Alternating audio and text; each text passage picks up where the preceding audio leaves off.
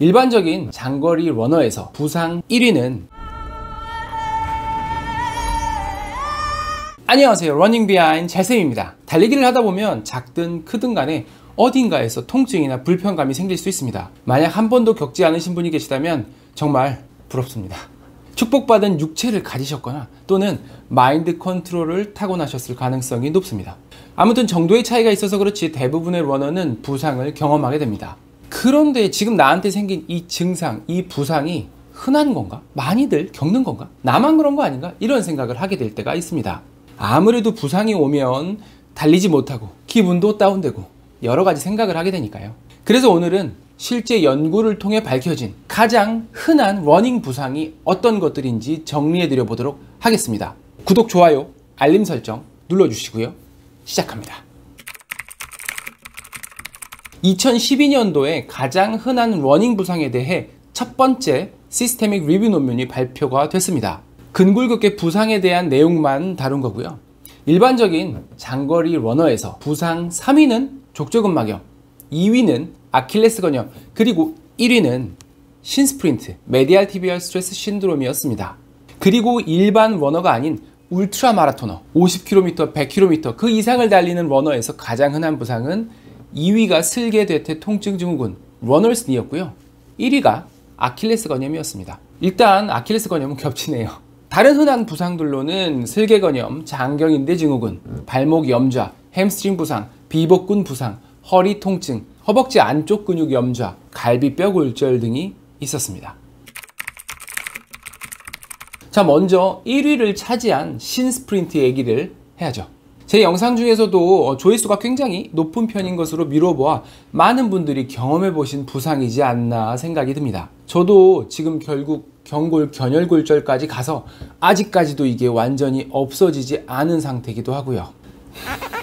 신스프린트는 달리기의 착지와 추진에 있어서 쓰이게 되는 후경골근, 가자미근, 장지굴근의 반복적인 과도한 수축으로 인해서 경골에 붙는 자리에서 염증이 발생을 하는 거고요.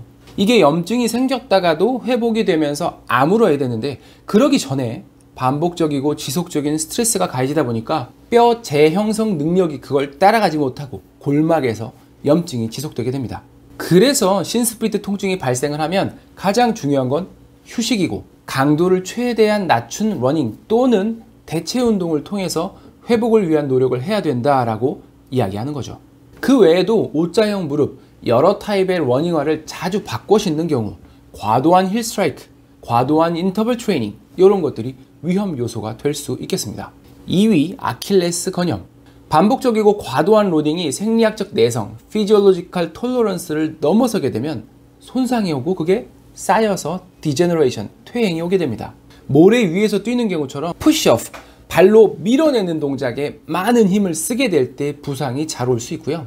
상대적으로 거리가 짧은 1500m에서 5000m 선수들에서 이 부상이 잘 온다고 하는데 그 이유가 짧은 거리의 러닝에서 대부분 포르풋 스트라이크를 구사를 하기 때문이라고 이야기를 합니다. 또 아까 말씀드린 울트라 마라톤처럼 워낙에 많은 거리와 시간을 뛰게 되면 데미지가 계속 쌓이게 되기 때문에 아킬레스 건염이 잘 올 수도 있고요. 3위 족저근막염.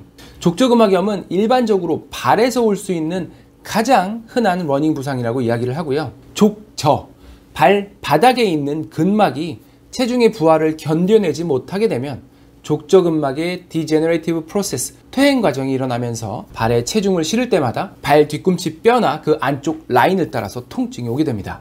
발바닥에는 족저근막, 지방 패드, 발바닥 내재근 이런 것들이 있고 착지 순간에 자기 체중의 3배 가까이 되는 무게를 받쳐주는 역할을 하게 되는데 나이가 들면 이 충격 흡수 기능이 조금씩 떨어지고 근막에 염증이 더 잘 생길 수 있게 됩니다. 그래서 이 족저근막염이 마스터즈 러너들 사이에서 가장 흔한 러닝 부상이라고 얘기를 하죠. 울트라 마라톤 부상 1위는 아까 아킬레스 건염이었고 2위가 러너스 니였죠. 슬개대퇴 통증 증후군 PFPS라고 하는데요. 기본적인 내용은 여기 위에 영상을 참고해 주시면 좋을 것 같고요. 무릎을 굽혔다 폈다 할 때 발생하는 슬개골의 움직임, 트래킹이 잘 되지 않으면서 마찰이 일어나게 되고 더불어서 대퇴사두근의 반복적인 수축으로 인한 압박이 관절에 스트레스를 주게 됩니다. 처음 마라톤 풀코스를 뛰게 되는 경우에 가장 잘 올 수 있는 부상이 바로 이 러너스니거든요. 그래서 거리를 차근차근 꾸준히 늘려가면서 준비를 해주는 것이 예방을 할 수 있는 가장 좋은 방법이 됩니다. 추가로 슬개 건염, 점퍼스 니라고 부르죠. 러닝을 하게 되면 대퇴사두근의 신장성 수축이 일어나게 되는데 특히 그럴 때 슬개건에 로딩이 많이 걸리게 되면서 염증이 생길 수가 있습니다. 주로 한 주에 20에서 50km 정도 달리는 보통의 취미 러너들, 아마추어 러너에서 특히 흔하다고 하는데 신기하게 마라톤 러너, 더 많이 뛰는 사람들에서는 오히려 드문 부상이라고 하거든요.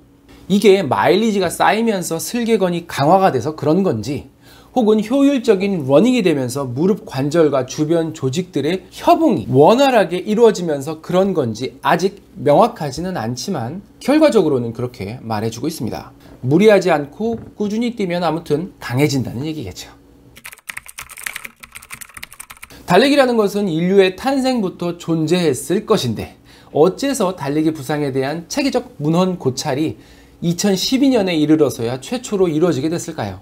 전문가들 사이에서도 달리기 부상을 말하는 것이 쉽지 않은 이유가 몇 가지 있습니다. 우선 첫 번째는요, 부상에 대한 정의가 아직 명확하지 않습니다. 찌끔 아픈 것도 부상이라고 해야 되는지, 어느 정도 이상 아파야 부상이라고 불러야 되는지, 그렇다고 하면 사람마다 또 그 정도가 다르잖아요. 두 번째는 얼마나 많이, 얼마나 빨리 뛰냐에 따라서 또 천차만별로 달라질 수가 있다는 겁니다. 사람마다 전부 다 다르고 각자의 기준도 다를 수밖에 없기 때문에 아주 대규모의 연구가 아닌 다음에야 일반화가 매우 어려워질 수밖에 없는 거죠. 그래서 달리기 부상은 모든 러너의 25에서 85%까지 발생할 수 있다라고 하는, 오늘은 비가 올 수도 있고 안 올 수도 있겠습니다 같은 그런 이상한 이야기가 나오게 되는 겁니다. 부상의 정의, 그리고 어떤 러너들을 대상으로 했는지에 따라서 발생률이 너무 크게 차이가 나버리는 거죠. 그래서 일단 현재는 달리기 부상의 정의를 어떻게 생각하고 계시면 되냐면, 달리기와 관련된 통증으로 인해서 일주일 이상 혹은 연속 3일 운동 스케줄에 영향을 주게 되는 경우, 이렇게 정의하고 있다고 보시면 되겠습니다. 물론 이것도 완전히 정해지거나 그런 것은 아닙니다. 오늘 제가 말씀드리고자 하는 내용을 정리하자면, 달리기로 인한 통증으로 인해서 일주일 이상 러닝 강도를 낮추거나 쉬어야 되는 경우를 달리기 부상이라고 생각할 수 있겠다. 신스프린트, 아킬레스 건염, 족저근막염, 무릎 통증, 발목 통증, 이런 것들이 굉장히 흔한 러닝 부상들이고 항상 신경 쓰고 예방할 수 있도록 해주시면 좋겠습니다.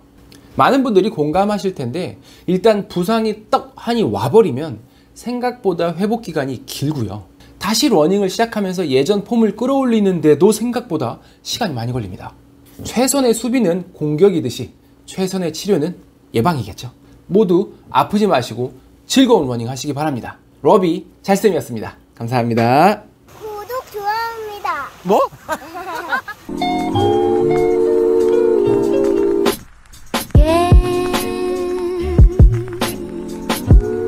This couldn't happen.